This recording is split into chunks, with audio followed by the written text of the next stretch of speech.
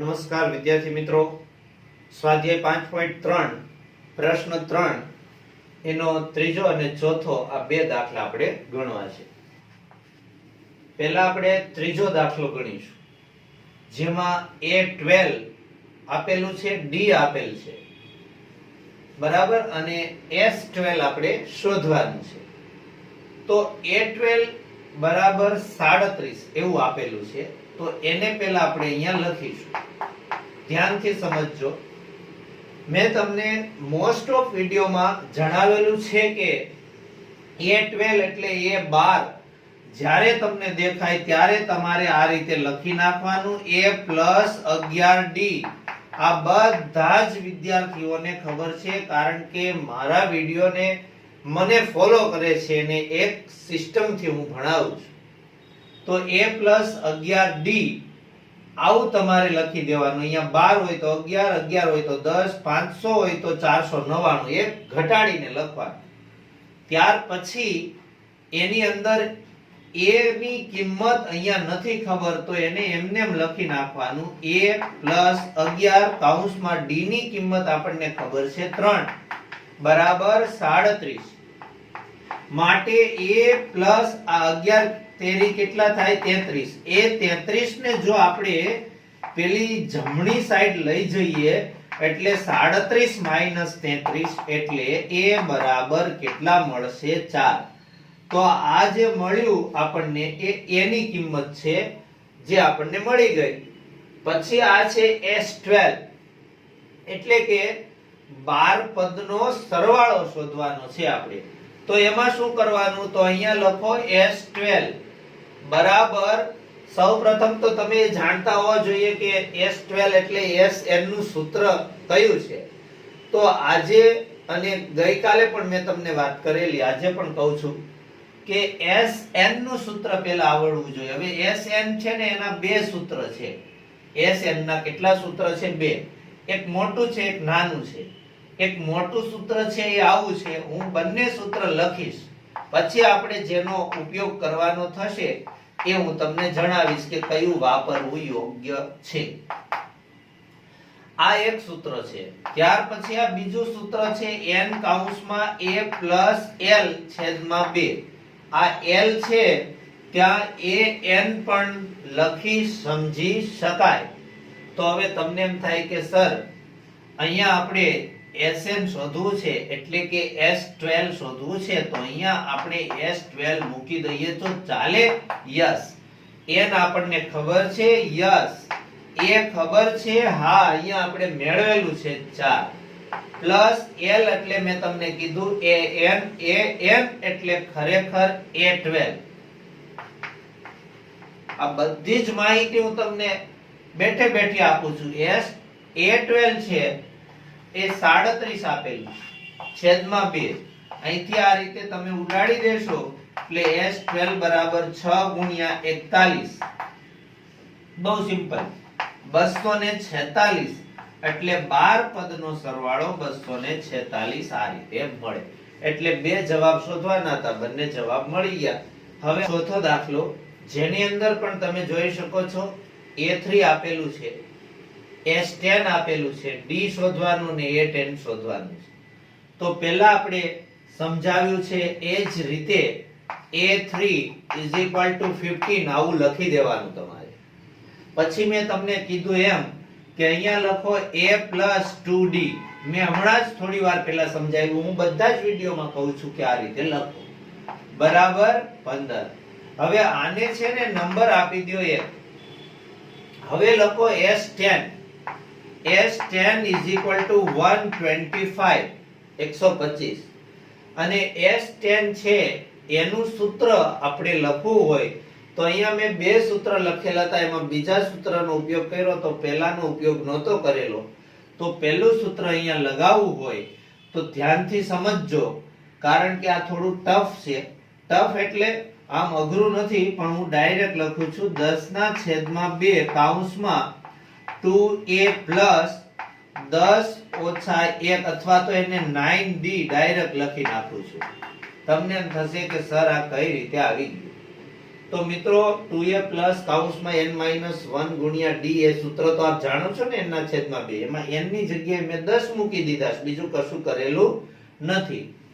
તો 10 ભાગ્યા 2 જો તમે કરશો એટલે તમને 5 આન્સર મળશે, 5, રાઈટ.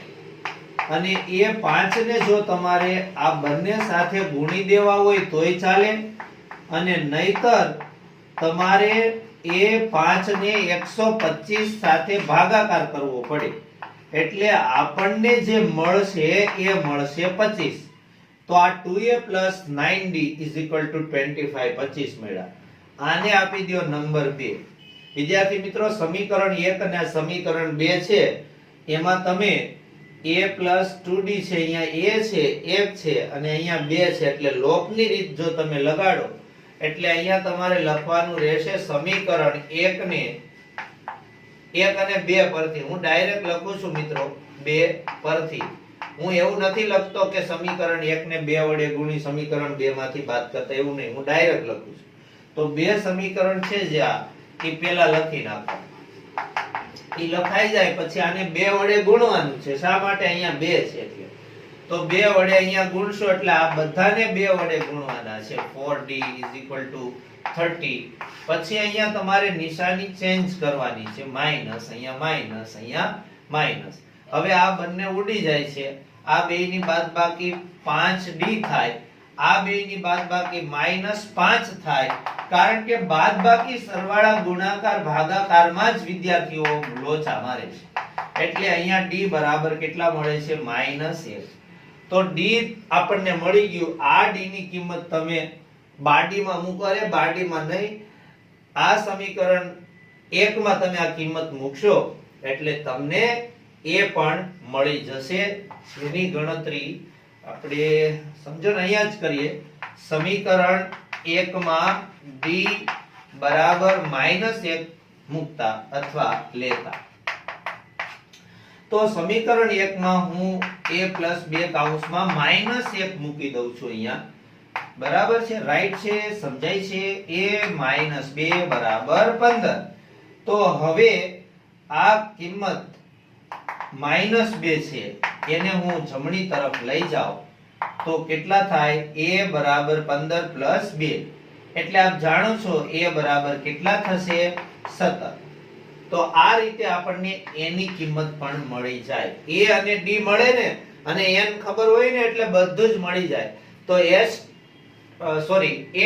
શોધવાનું છે આપણે. તો a10 બરાબર મેં તમને ઘણી વખત કીધું છે કે a + 9d આવું લખી નાખો. a + 9d કેવી રીતે? 10 માંથી 1 કાઢી નાખો. હવે એની કિંમત મળી છે 17. 9d ની કિંમત આપણને મળી છે -1. 17 - 9 એટલે 8, એટલે a10 = 8. તો આ રીતે આ બે દાખલા આપણે ગણ્યા.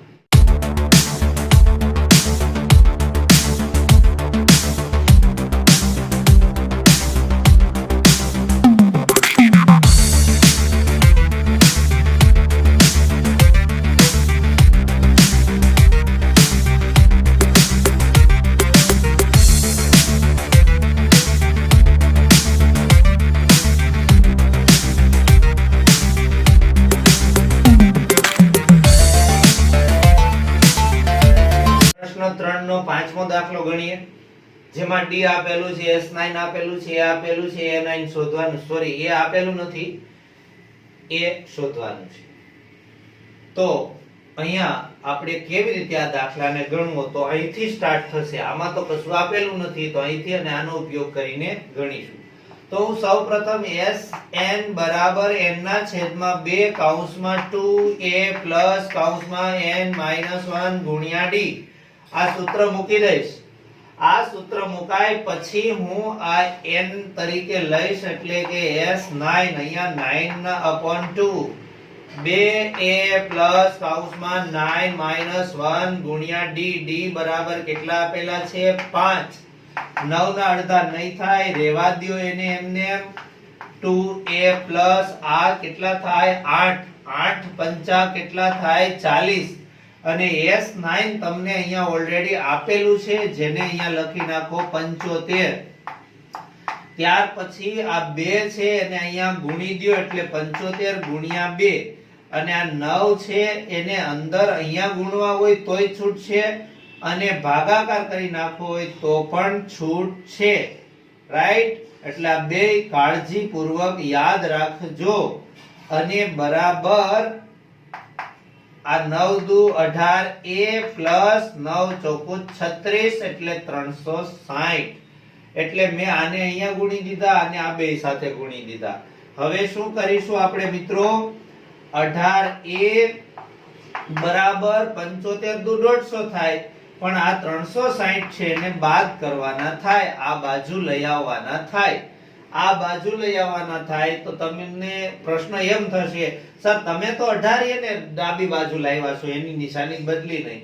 પણ વિદ્યાર્થી મિત્રો, મેં આને આમ લાવેલો છું કાલ્પનિક રીતે, પણ લખેલા છે પેલી સાઈડ, એટલે આની નિશાની બદલી છે એટલે આની નહીં બદલાય. રાઈટ? 18a બરાબર આ બેયની બાદબાકી થશે -210, માટે a બરાબર -210 છેદમાં 18.